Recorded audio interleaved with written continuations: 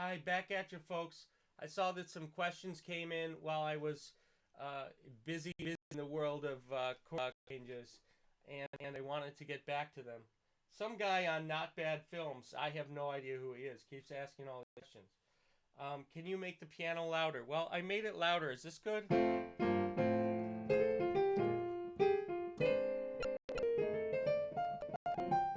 Okay, is that gonna work? Let's see. See, any more questions? Shoot. He's offline now, it seems. Can you give basic explanation of what a 1 chord is versus a 3 chord? Okay, so I'm going to give an explanation of that. So I know it was difficult, some of the stuff I was talking about. So I'm going to start a bit more like simple so that hopefully you can understand that stuff. All right, so depending on what key you're in, every chord in the key is governed by a number. It's going to be in Roman numerals, though, okay?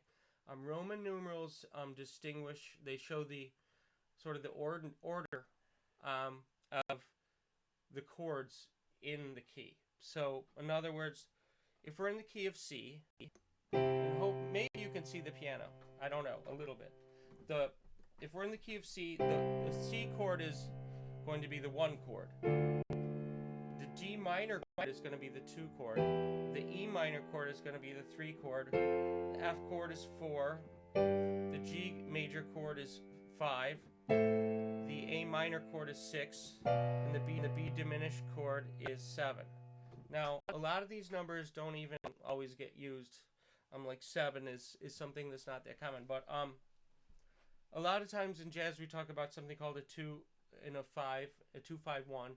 And that's talking about the 2 chord, which in the key of C is D minor, or we can add 7ths and 9ths to it to make it more rich sounding. That's fine. Okay, and then the 5 chord would be a G type chord, okay? But we're going to add our 7s, 9s, and 13s to give it more of a jazz sound. But it's still a G type chord, so that's why it's 5. And then our 1 chord is going to be C. Okay, now here we add a 6 and a 9 commonly. Okay, so the 2, the 5, and the 1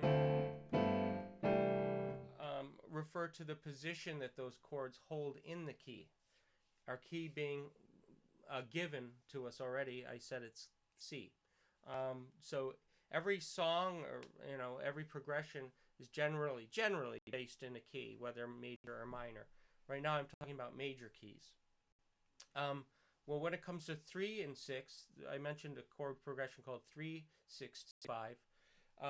In the key of C, it would be E minor, 7, to like the 6th chord would be A minor 7. Now, oftentimes we make major, okay? And I'll explain that in a second. Then we go back to the 2 chord, and then the 5, and then the 1, okay? Sometimes some of these chords are, instead of being minor, they might be made major triads, and then we'll keep the dominant 7th and maybe the 9th or a flat 9 or a sharp 9 or something on there. The reason they're made major is because they're not just serving as chords within the key, but they're serving as what they call secondary dominants.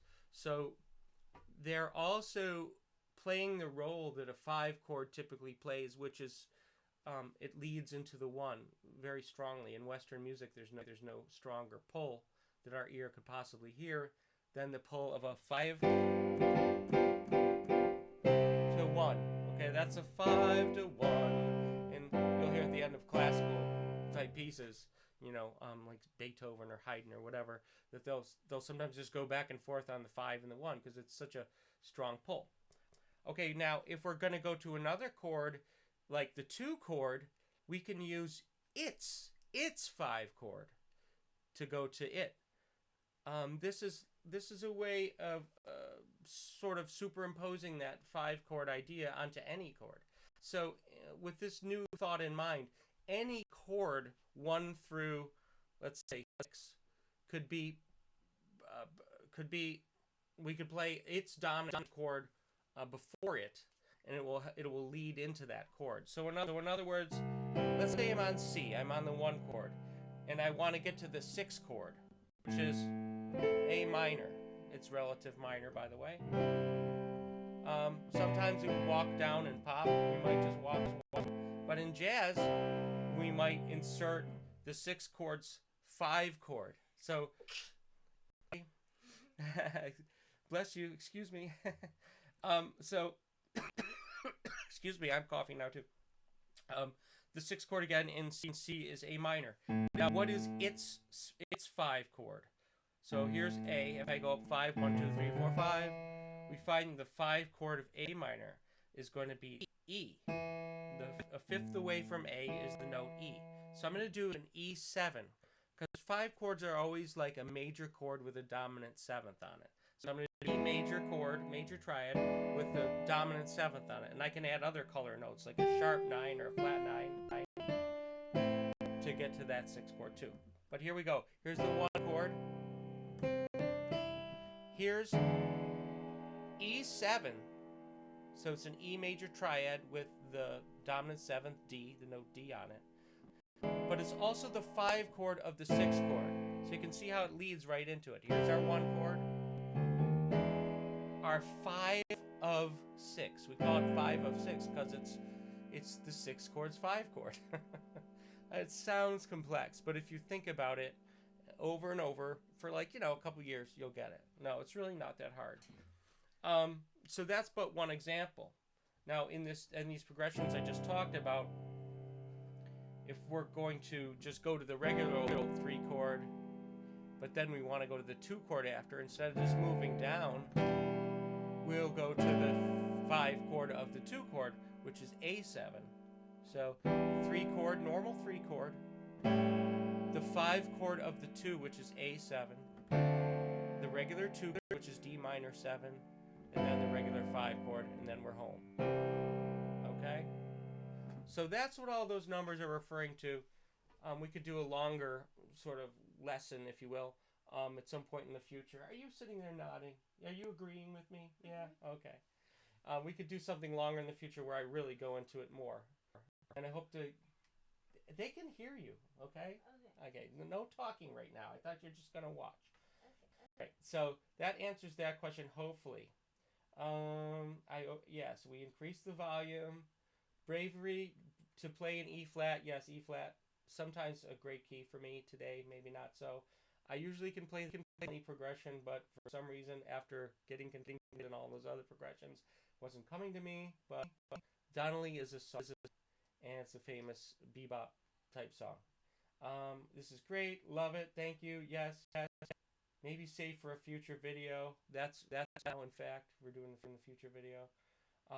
All right, so I've answered the questions, and if you have any more, we'll do more videos. My goal is to just not be so self-conscious about this. Just get out there and make some noises. But hopefully you're learning something.